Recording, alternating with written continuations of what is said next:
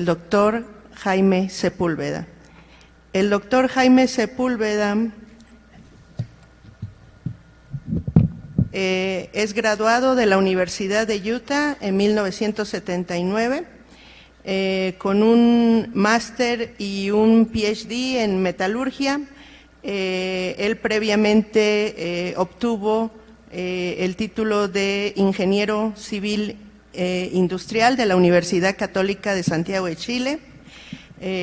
A su regreso a Chile, él dedicó sus primeros 7 años a investigación aplicada en el CIMM, principalmente en modelado y haciendo análisis y optimización de procesamiento de circuitos de procesamiento de minerales. Desde 1986, el doctor Sepúlveda ha sido miembro de Arrium Molycorp, una organización donde él ha alcanzado el puesto de líder global para medios de molienda, y es presidente para Molycorp Sudamérica. Siguiente a esto, recientemente él se retiró en julio de 2014, pero él continúa apoyando mediante consultoría o servicios de consultoría de Molycorp. En 2002, el doctor Sepúlveda recibió el Distinguished Professional Award del Instituto Chileno de Minería.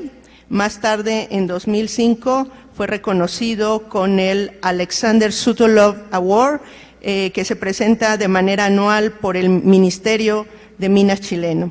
El doctor Sepúlveda ha realizado una contribución muy relevante a los estudios y desarrollo de herramientas de software de Molycorp para el análisis de circuitos de combinación.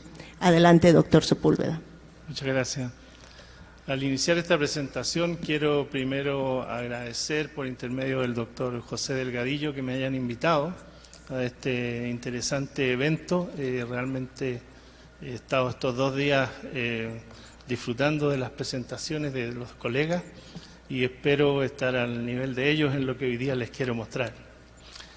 El tema de hoy puede tener un nombre un tanto complicado, pero la verdad es que pretendo hacerlo lo más simple posible para ilustrar en el fondo cómo un buen modelo de un proceso cualquiera, que en este caso vamos a tomar el semiautógeno como un ejemplo, cómo un buen modelo nos puede ayudar a entender mejor lo que está ocurriendo en el proceso, y una vez que uno entiende mejor las cosas, también se le ocurren ideas de cómo mejorar ese mismo proceso.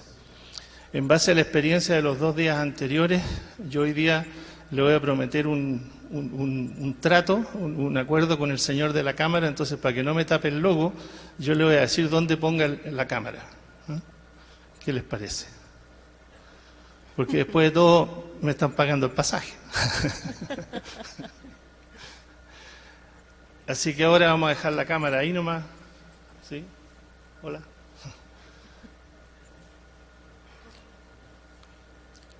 ¿De qué se trata esto que hemos llamado las What If Simulations? El ¿qué pasa si?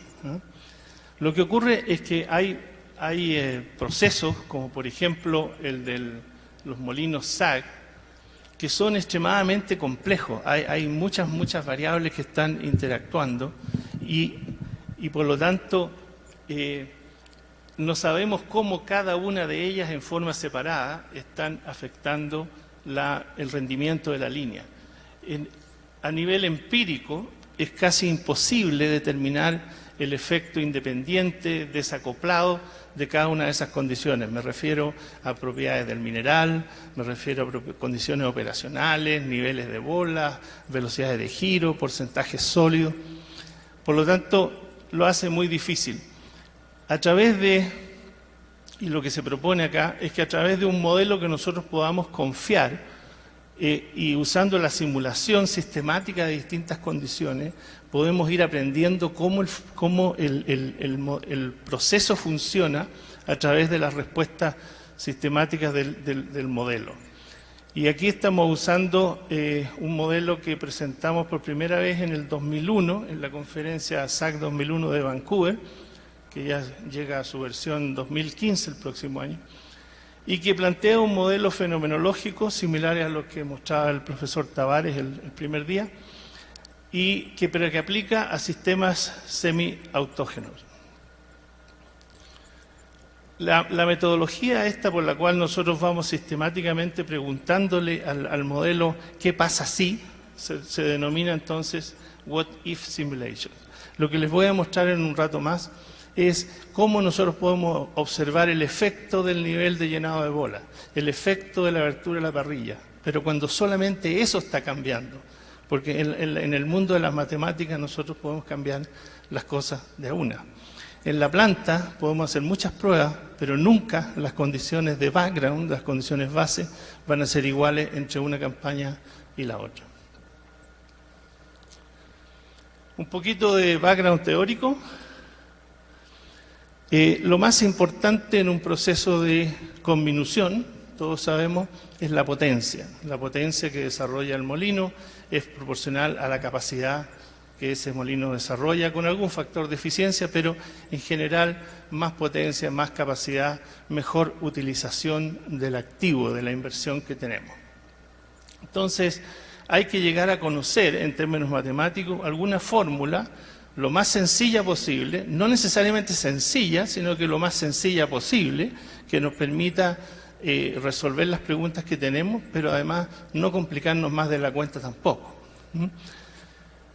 Este es un modelo que ya lleva varios años en la literatura, se llama el modelo de Hogg y Firstenov, y que también se conoce como el modelo del torque, porque lo que plantea es que la potencia que se necesita para hacer girar este molino a una velocidad n, ¿no es cierto?, es proporcional al torque que se produce entre el peso de la carga de bolas, que aplica aquí en un centro de gravedad que está a una distancia c desde el centro, multiplicado por la velocidad angular.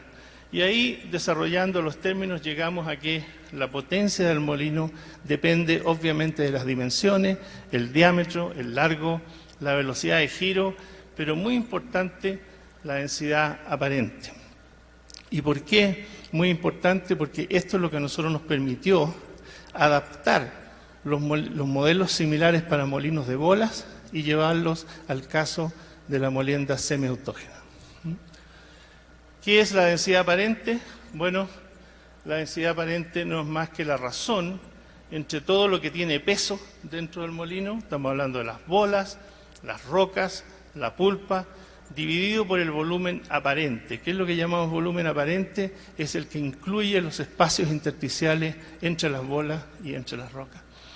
Nosotros podemos representarlo también con una simple ecuación que dice que la densidad aparente en toneladas por metro cúbico es función básicamente de la razón bola-roca, que aquí está representado, esta sería la cantidad de bolas dentro del molino y esta diferencia sería la cantidad de rocas. La razón bola-roca determina la densidad aparente. ¿Cuántas toneladas de peso tiene un metro cúbico de carga? Obviamente, si nosotros aumentamos la cantidad de bolas dentro del molino, esa densidad aparente también va a aumentar. Entonces, cuando hablamos de razón bola-roca o hablamos de densidad aparente, en el fondo estamos hablando prácticamente de lo mismo. Estamos hablando de aumentar la densidad aparente, significaría agregar más bolas, o lo contrario.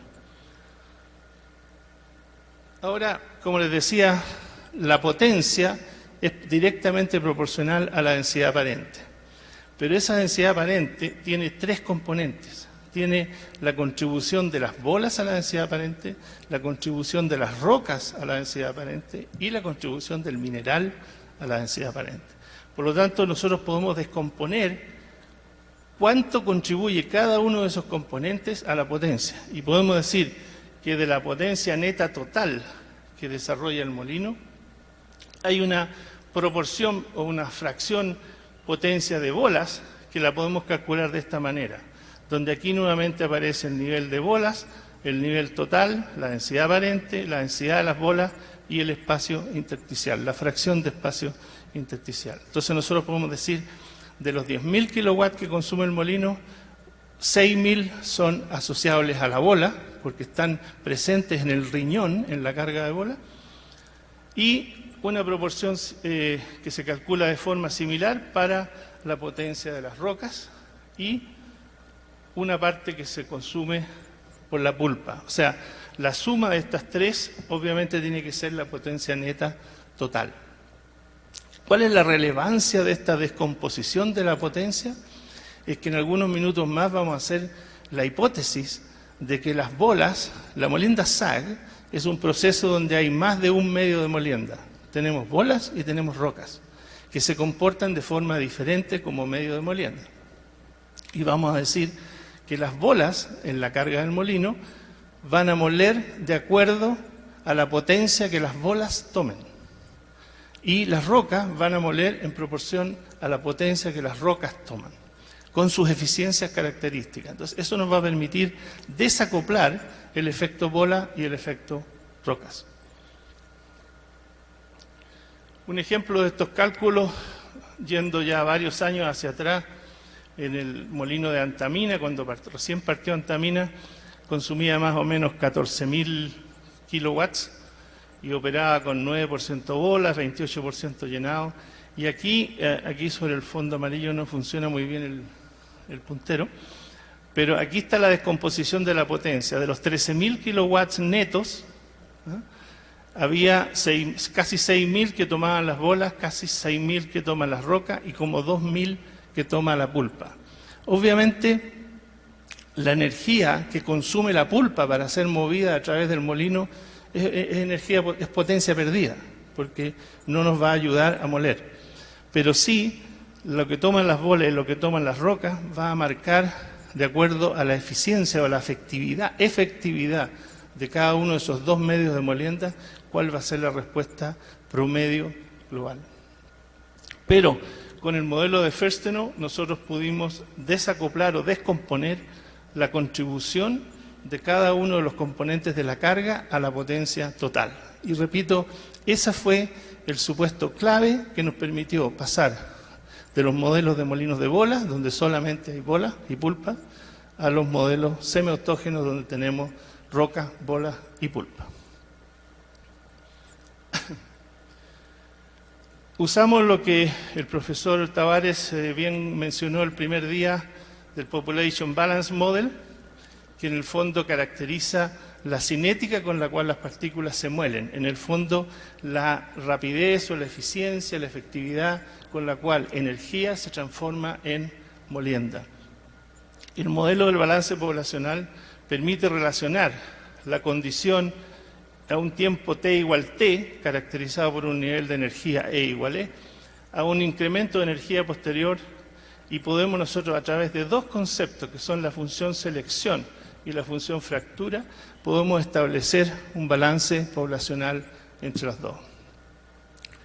Me agradó escuchar al profesor Tavares, que dijo que este es un modelo antiguo pero funciona, y eso a las alturas de mi vida me motiva, porque las cosas antiguas funcionen. Como dice mi esposa, que es muy sabia, dice, no hay que confundir antigüedad con cosas viejas. ¿Sí? Soy antiguo. Pero este balance cumple con lo que nosotros queremos. Esto no nos da el detalle de una simulación en DEM o más detallada como las que también mostró el profesor Tavares, pero nos resuelve las preguntas que nosotros tenemos en este tipo de planteamientos cuando estamos tratando de entender cómo los procesos funcionan. Yendo más en detalle, les decía, hay un concepto de la función selección, que es el que determina la velocidad con que las cosas ocurren, y el factor fractura, que determina qué es lo que ocurrió, o qué es lo que se produce producto de lo que ocurrió, ¿no? Un poco más solamente con el propósito de revisar las definiciones. Tenemos que la función selección, también le llamo yo molendabilidad, porque en realidad es un mejor nombre, indica cuántas toneladas de las partículas de tamaño I se muelen, ¿no es cierto?, por cada kilowatt hora que se les aplica. Es una velocidad, toneladas por kilowatt hora, toneladas por unidad de energía. Entonces nos indica de todas las partículas de tamaño I que están en el molino, cuántas se van a quebrar en la siguiente unidad de energía que caracterizamos por los kilowatt hora. como siempre repito, en molienda, en conminución, el tiempo no se mide en horas, sino que se mide en kilowatt hora por tonelada. Las horas transformadas a la intensidad energética, cuántos kilowatts estamos aplicando a cada tonelada de bolas, de mineral. La función fractura, por su parte, como les decía, esto es la velocidad a la cual las partículas se quiebran. La función fractura caracteriza lo que resultan. ¿Cuál es la granulometría típica de los fragmentos que provienen de distintas partículas? Y también el profesor Ferstenow ayer nos hablaba de que los minerales tienen esa linda propiedad que se llama normalizable. O sea, podemos caracterizar las granulometrías de los fragmentos primarios de las partículas con bastantes pocos parámetros, porque son normalizables. La función de moliendabilidad o la velocidad de molienda tiene esta forma, obviamente que es función del tamaño de partícula. Las partículas, digamos, de 1000 micras, que están por acá, van a tener una cierta velocidad, en este ejemplo, cercana a 1 tonelada por kilowatt hora. Partículas más pequeñas siempre presentan menos fallas internas, son más pequeñas, le cuesta a las bolas capturarlas y por lo tanto tienen velocidades menores. Y ustedes observan una caída lineal hacia la izquierda, ¿no es cierto?, pero es lineal en papel log-log. Pero también, algo que no se supo al comienzo, hasta que se llevaron estos modelos a la industria, no se identificó que hay un tamaño máximo de partículas, hay un tamaño crítico, más allá del cual las bolas empiezan a tener dificultades de moler, ¿cierto? Una bola de 3 pulgadas empieza a tener dificultades a lo mejor para moler partículas de más de 6-7 milímetros. Pero una bola de 1 pulgada, mucho más chica, va a tener problemas para medir efectivamente, para moler efectivamente partículas de 1000 o 2000 micras. Entonces, eso se le conoce como el tamaño crítico. El profesor Austin, de Pensilvania, propuso esta relación con unos parámetros alfas. Él no usaba alfa, pero nosotros usamos alfa. Pero es la misma ecuación, alfa 0, alfa 1, alfa 2 de crítico, que tienen un significado físico. El alfa 0 es la moliendabilidad de los finos. Acá, alfa 0 al extremo izquierdo, ¿no es cierto? Eso indica la velocidad con la cual se están moliendo las partículas de 1 micrón. Pero hay una pendiente en este gráfico que es el alfa 1 y hay el tamaño crítico que está acá, el D crítico, que indica que en este caso partículas mucho más grandes que 8000 micras empiezan a perder moliendabilidad, se empiezan a moler más fácil, más lento. ¿Qué es lo que tenemos que hacer? Si tenemos partículas más grandes que esas, tenemos que usar bolas más grandes para poder moler esos tamaños más grandes. Pero cuando hacemos eso, sacrificamos la moliendabilidad de los finos. Entonces hay como un trade-off, un efecto de compensación, que la bola grande muele mejor los gruesos, pero peor los finos. La bola pequeña muele bien los finos, pero peor los gruesos. Y la solución es de compromiso, ¿no? Hay que identificar cuál es el tamaño de bola más adecuado en ese caso. Pero lo importante es que caracterizamos esto básicamente por alfa 0 y de crítico. Entonces, si ahora nos vamos a la molienda SAG, vamos a decir que hay por lo menos 3 mecanismos por los cuales las rocas y las partículas se quiebran y se muelen. Yo he visto publicaciones donde a lo mejor hacen una lista de 10 o 12 mecanismos, ¿no? ¿Cuál de ellos más complejo? Nosotros identificamos 3 que creemos que son los más representativos y los que vale la pena tratar de caracterizar. El primer mecanismo por el cual las rocas se quiebran o las partículas se muelen es igual que en la molienda convencional, es la acción de las bolas sobre las partículas, el impacto de las bolas sobre las partículas. Y eso lo vamos a representar con una ecuación tipo Austin en que vamos a tener la función selección de las bolas igual a un alfa 0 de las bolas, alfa 1 de las bolas y un D crítico de las bolas, alfa 2 de las bolas. O sea, las bolas tienen su forma de moler. El segundo mecanismo es el de las rocas. Cómo el impacto de las rocas y el movimiento de las rocas dentro del molino genera partículas finas. Eso lo vamos a caracterizar de la misma manera, excepto que los coeficientes no son iguales, ¿no es cierto? Este es el alfacero de las bolas y este es el alfacero de las rocas. Y vamos a ver que la evidencia que hemos acumulado hasta ahora indica que definitivamente las rocas no son tan buen medio de molienda como las bolas, pero tienen otras propiedades. Y finalmente hay un tercer mecanismo, que era como necesario porque nosotros vimos que una bola de 6 pulgadas, que es lo más grande que fabricamos hoy día, no era capaz de moler partículas mucho más grandes que 1 pulgada. O sea, cualquier partícula mayor que 25 milímetros empieza a perder su moliendabilidad, incluso con las bolas más grandes. Entonces, ¿quién se hace cargo de las rocas dentro del molino? Bueno, la respuesta es que las rocas se muelen solas, se autofracturan. Y ese es el tercer mecanismo. Es la autofractura de las rocas más grandes, las que dentro del molino empiezan a fallar, porque tienen fallas microestructurales o estructurales, y mientras más peso, mientras más grandes, ¿no es cierto?, cada vez que suben y bajan en el molino, estas rocas son fracturadas. Y llega un momento que después de múltiples eventos de fractura, empiezan a ser atacados, por así decirlo, por las bolas y también por las rocas más grandes que están dentro del molino. Entonces podemos mostrarlo aquí. Vamos a mostrarlo. No sé por qué estas salieron todas juntas, se suponía que tenían que salir de una. Pero nosotros podemos mostrar la acción de las bolas a través de la curva azul superior, desde la izquierda arriba hacia acá. En otras palabras, las bolas van a moler relativamente bien los finos, van a llegar a un tamaño crítico que, como les digo, incluso para las bolas más grandes puede ser del orden de 1 pulgada, no más, y ahí empieza a caer la moliendabilidad de las bolas. La roca sabemos que muele menos, probablemente, como vamos a decir acá, es función de la densidad relativa del mineral a la bola, muele menos, más lento los finos y también tiene un tamaño crítico un poco menor. Ese sería el segundo mecanismo. Pero el tercer mecanismo, que sería este, es el de la autofractura de las bolas. La autofractura de las bolas es la línea recta que está más hacia la derecha. Y esa lo único que nos dice es que mientras la roca más grande sea, más rápido se está moliendo. Y va a tener un parámetro que no lo discutí mucho, pero aquí había un alfa 1 self, o sea, de autofractura. Esa es la pendiente en este gráfico. Bueno, ¿y qué es la línea roja? La línea roja es el resultado global, es el resultado de la combinación de los tres mecanismos. ¿Y cómo los combinamos? Aquí es donde entra, ahora está la animación.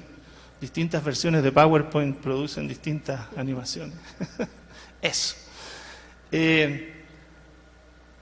Lo que nosotros decimos es que la moliendabilidad global, ya la línea roja que está acá, multiplicado por la demanda de energía o el consumo de energía específico, tiene 3 componentes, que son los 3 mecanismos. Entonces decimos, es la moliendabilidad de las bolas, ponderado por la energía que las bolas toman, la moliendabilidad de las rocas, ponderado por la energía que las rocas toman, y la autofractura, la moliendabilidad de las rocas por autofractura que estas rocas toman. Y cuando combinamos estos 3 factores en la proporción de la descomposición del consumo de potencia del molino, nos genera la curva roja que está ahí, que tiene una característica, que hay un valle, aquí al final hacia la derecha, un pequeño valle donde se generan los pebbles, ¿cierto? Algo típico, característico de la molienda SAG, es que hay pebbles, tamaños críticos. El hecho de que salga esa inflexión en la curva, que se busca ese valle, significa que hay presencia de pebbles. Con esto entonces creo que termina la parte teórica. Así es como nosotros abordamos el modelaje. Obviamente hay mucho detalle que en aras del tiempo no les puedo mostrar, pero está en el SAG 2001 de Vancouver. O era el 2002, ya no me acuerdo. Pero de este gráfico hay 2 observaciones que tenemos que hacer tratando, porque obviamente estos son muchos alfas y son muchos de críticos, son muchos parámetros, y obviamente uno no quiere trabajar con un modelo que tenga demasiados parámetros. Entonces, una vez que uno busca un modelo que tenga la complejidad mínima necesaria, pero que sea suficientemente detallado y realista, tiene que empezar a ver cómo tratar de entender lo que significa cada parámetro, pero también tratar de reducirlo. Y una de las cosas que llama la atención es que si ponemos aquí el ojo en la distancia en un papel log-log entre la curva de las bolas que está arriba y la de las rocas que está abajo, podemos decir cuál es la efectividad de las rocas como medio de molienda, ¿ya? Otra cosa es cómo las rocas se autofracturan, pero las rocas como medio de molienda, como en su acción de moler a otras partículas, ¿cierto?, tienen este comportamiento. Por lo tanto, la razón alfa cero de las rocas con respecto al alfa cero de las bolas va a medir la eficiencia de la roca, como medio de molienda. De la misma manera, tenemos la caracterización de la competencia. Decimos que cuando una roca resiste mucho el impacto del movimiento dentro del molino y no se quiebra, se dice que la roca es competente. Obviamente nosotros como mineros queremos tener rocas incompetentes, ¿no es cierto?, que se muelan solitas, vamos a ver. Pero esta razón, suponiendo que estas curvas son paralelas, esta razón entre el alfa cero de las bolas nuevamente y el alfa cero de la roca, pero en autofractura, indica el grado de competencia de la roca. ¿Cierto? Un valor pequeño de esa razón indica que la roca es muy competente. Pero no nos dice nada, y esto es lo importante, no nos dice nada que una roca sea competente que vaya a ser buen medio de molienda. Y al revés, una roca puede estar actuando como medio de molienda, pero ser muy incompetente. Resumiendo eso, ¿no es cierto?, las dos razones características o importantes es la acción de las rocas como medio de molienda y la acción de las rocas en su resistencia a la autofractura, su competencia. Un valor pequeño de la razón alfa cero rocas a bolas indica que estas rocas no son muy efectivas para moler. ¿Por qué? Porque no utilizan la energía que toman con suficiente eficiencia. Y esta otra razón, la segunda, define cuán competente es la roca. O sea, si nosotros tenemos un bajo valor de esta razón de competencia, significa que son altamente competentes. O sea, se van a autofracturar a bajas velocidades. Con eso en mente, solamente para mostrarles que el modelo funciona, hemos hecho ensayos pilotos y hemos analizado resultados industriales. Si el mineral es más blando, por ejemplo, que un mineral blando, la curva de los valores de función selección global van más hacia arriba y hacia la izquierda. Si el mineral es más duro, ¿no es cierto?, también cae más abajo, menor velocidad de molienda, tamaños críticos similares. Hemos usado esto en, por ejemplo, campañas pilotos en que hemos hecho, aquí hay 13 ensayos con distintas condiciones y todos ellos pudieron ser explicados por el modelo. O sea, hemos ido con el tiempo, desde el 2001-2002 que publicamos el modelo, hemos ido ganando confianza en que el modelo es capaz de representar lo que pasa en un molino Saga, con un nivel de detalle que tal vez no existe en otros modelos de la literatura. Nosotros aquí manejamos granulometrías completas de alimentación, descarga, la carga interna del molino, tenemos bastante detalle. Entonces, si tenemos un modelo que nosotros queremos, le confiamos, tenemos cierta confianza, podemos empezar a preguntarle. El modelo es como un buen amigo, ¿no es cierto? Uno le puede pedir consejos, ¿no? No significa que le vamos a creer todo lo que nos diga, ¿no? Vamos a tomar una indicación, un consejo, ¿no? Y a lo mejor vamos a convencer a alguien que esté operando el molino y decir, mira, según mi amigo el modelo, yo tengo que aumentar un poquito la velocidad. Bueno, y si el responsable de la operación tiene algo de confianza en el modelo, entonces le vamos a hacer caso y vamos a hacer una prueba. Y después vamos a ir mejorando nuestro grado de confianza en el molino, en el amigo. Si el amigo nos engaña muy frecuentemente, vamos a perder la amistad. Pero yo les puedo decir que con este modelo, por lo menos yo, soy muy amigo. Le creo harto. Este modelo está inserto en lo que es el paquete de Molycop Tools, que ya alcanzó su versión 3.0 y que, como todos ustedes saben, se vende muy bien porque es de precio cero. Así que cualquiera que quiera una copia puede pedir. Es ideal vender productos a precio cero. Y tomamos un caso típico, un caso nominal, como se dice. Esta sería como la mitad de un circuito SABC1, en que hay alimentación a un molino SAG con generación de extracción de pebbles, chancado de esos pebbles y retorno de los pebbles chancados al molino. Uno de los circuitos que está tomando mayor aceptación, esto se conoce como el SABC1. El SABC2 es cuando los pebbles chancados se envían directamente a los molinos de bola. Entonces nos dimos condiciones, acá están, la verdad que no interesa mucho ir al detalle de las condiciones, pero más bien definimos un caso base. Y ahí empezamos a hacer preguntas. Entonces aquí tenemos, por ejemplo, ¿cuál es el efecto del nivel de llenado con bola? Acá estamos graficando en el eje vertical, tenemos la capacidad de molienda y en el eje horizontal tenemos la capacidad de llenado con bola. Para distintas eficiencias de la roca como medio de molienda. O sea, ahí tenemos la razón alfa 0 rocas a alfa 0 bola, ¿no es cierto? Un valor pequeño significa que la roca muele poco.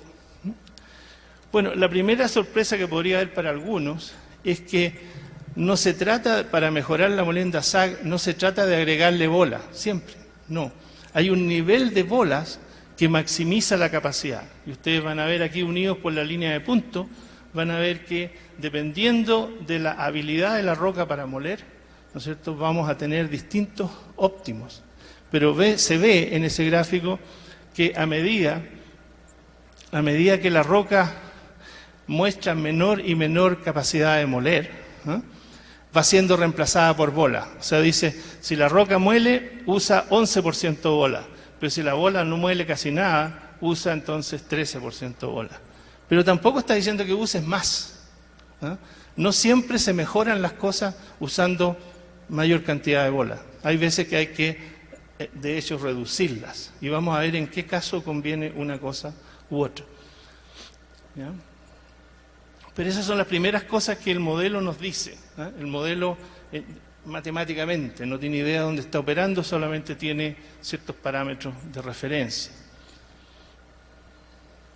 Y en la práctica hemos encontrado que la habilidad de las rocas para moler no es 0.9, sino que más bien en el rango del 0.4 a 0.5, que coincide con la razón de las densidades. La densidad del acero es 7,8 y la roca tiene densidades 2,8, entonces más o menos la proporción entre una y otra está en el entorno del 40%. Eso es lo que vemos, ajustando datos reales, es lo que vemos que nos entrega, o sea, más o menos la línea roja.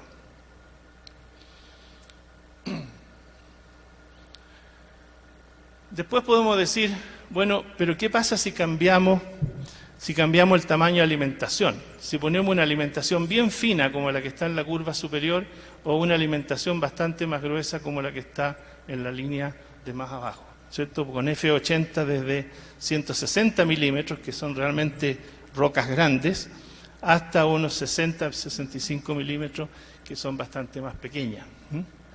¿Qué es lo que observamos aquí?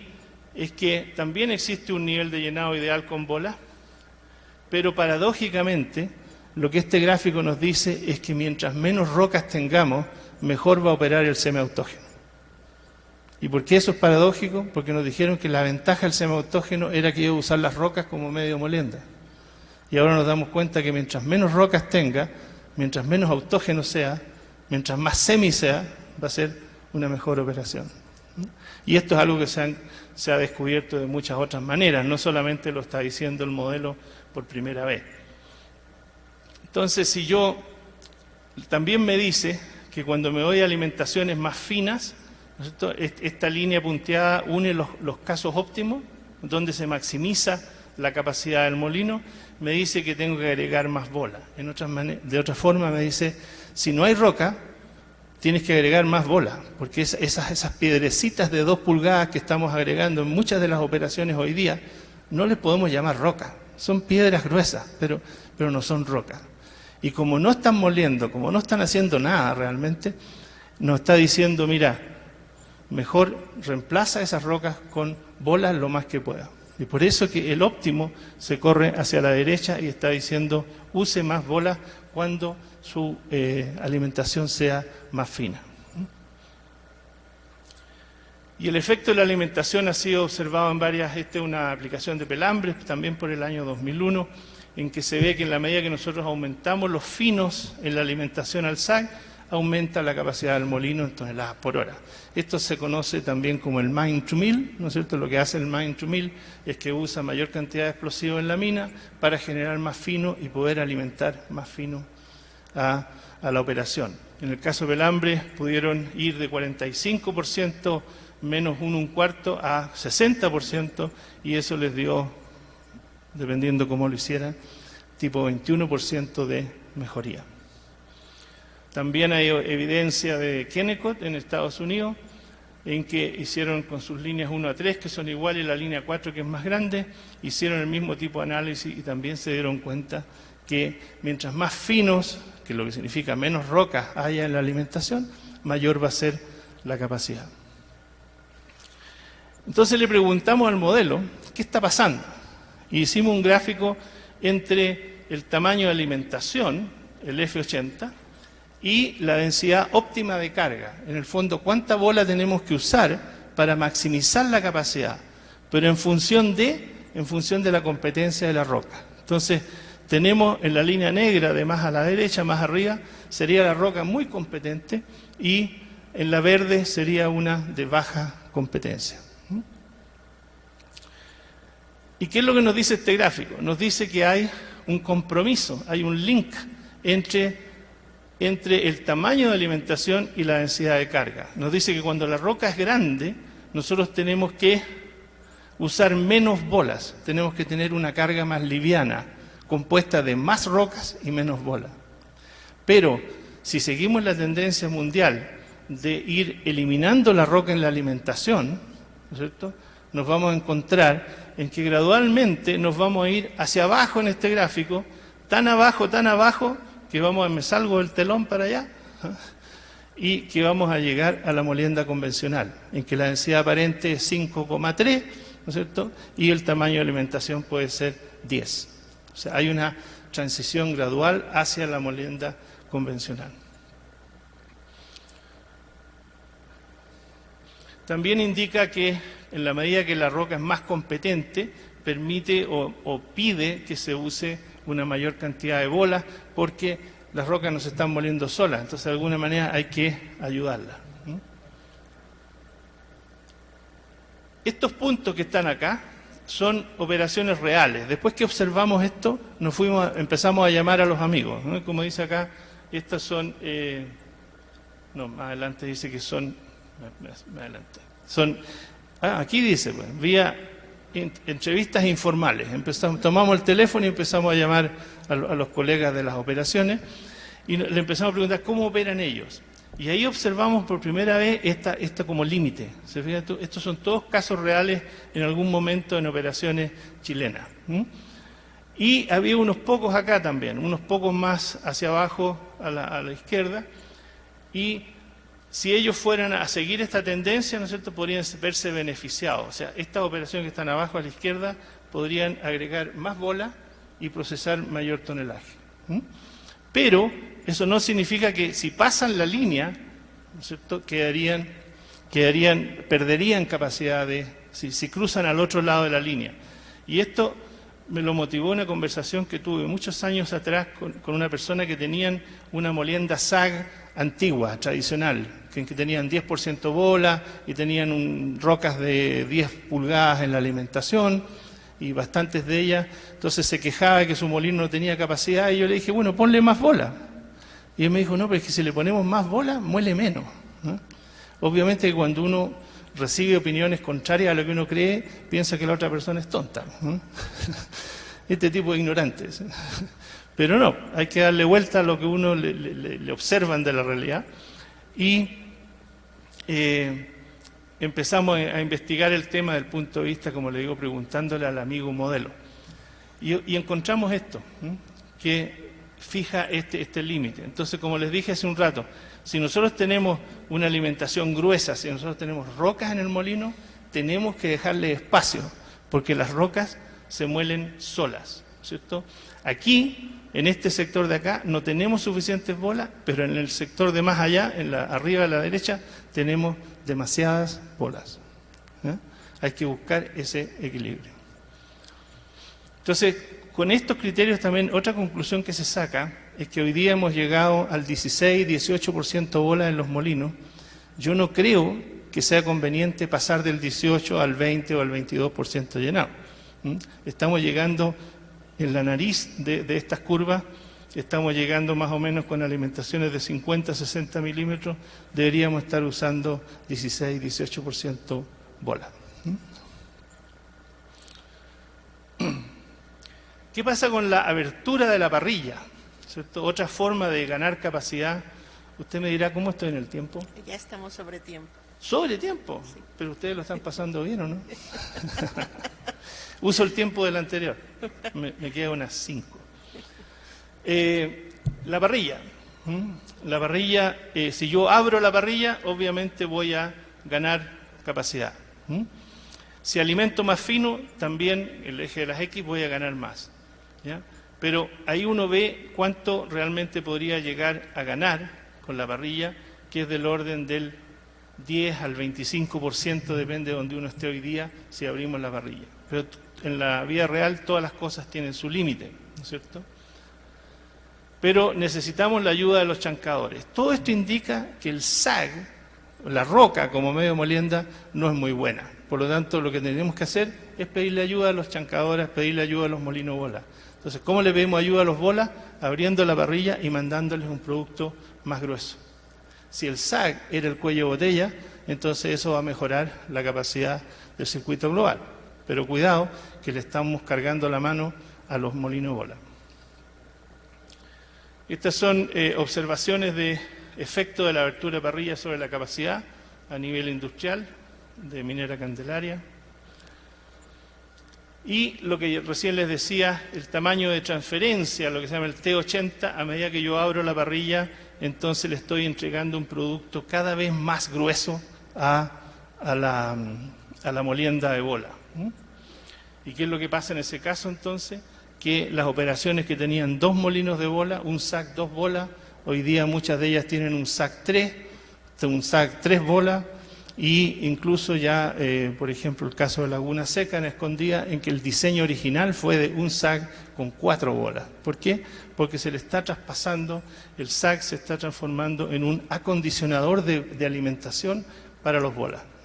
El componente de la tarea total de molienda que hace el SAC es cada día más pequeño.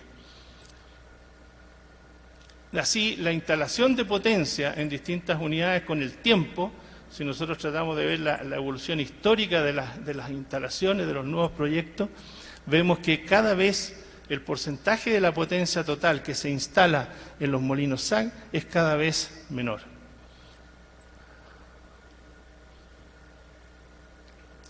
Bueno, esta es la última. Comentario final. Solamente insistir en que aquí no se trata de ser, ¿cómo se dice?, aislarse de la realidad y quedarse en la oficina con el computador e ignorar lo que es la operación. Pero frente a procesos complejos, en que hay muchos factores que afectan el rendimiento final, el modelaje matemático ofrece una herramienta bastante interesante. Y como les decía, es un amigo al cual uno le puede preguntar, pero no necesariamente creer todo, simplemente volver a la planta y decir, ¿por qué no hacemos esta prueba? ¿Por qué no verificamos? ¿Por qué no confirmamos lo que el modelo nos está diciendo? Pero para eso necesitamos un modelo suficientemente detallado y confiable. Ni un milímetro más complejo de lo que necesitamos. Tratar siempre de usar los modelos más simples posibles. Este modelo nosotros lo tenemos en Molycop Tools 3 y como les decía, Molycop Tools 3 está disponible at no charge, gratis, para todos los que estén interesados. incluso nuestra competencia tiene copias del software, porque en realidad no habla mucho de bolas, sino que habla de procesos. Yo para no ser cura gatica que no predica, ni practica, ¿cómo es? Predica pero no practica. Yo a mi nieta Olivia, ¿no?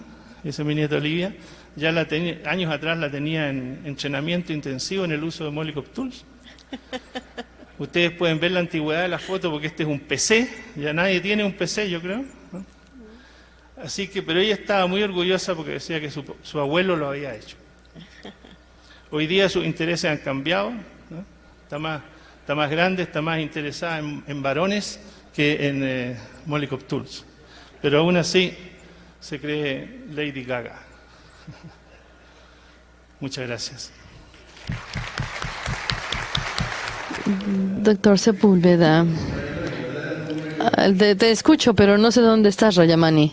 Allí, a la mitad. Tiene usted 3 tipos de índices de rotura o fracción, y este modelo lo basa en esto. Pero usted tiene que tomar la distribución del tamaño de partículas dentro del molino para poder hacer este análisis. Si nosotros lo sacamos del molino, entonces la parrilla filtra la distribución de partículas y por eso no tenemos esta información. ¿Cómo puede comentar algo al respecto? Sí, claro, yo lo iba a mencionar, pero para simplificar un poco no lo hice. No utilizamos diferentes funciones de rotura para distintos mecanismos, o sea, las partículas se rompen de la misma forma, aunque se rompan solas con una bola o con una roca. Utilizamos el mismo B y G. En términos de lo que usted acaba de mencionar, la forma en la que nosotros resolvemos la ecuación de los modelos es distinta, porque una de las complicaciones del molino SAG es que no sabemos cuánta piedra se va a requerir. Entonces tenemos que ir haciendo el cálculo con ecuación. Lo que tenemos que hacer es trabajar en el molino SAG y luego presentar una clasificación en la parrilla y ver dónde internamente cuando ya está listo de salir. Cuando hacemos eso en Excel, lo hacemos 100 veces hasta que vemos el factor de convergencia y resolvemos las ecuaciones dentro del molino, no con el ingreso y el resultado.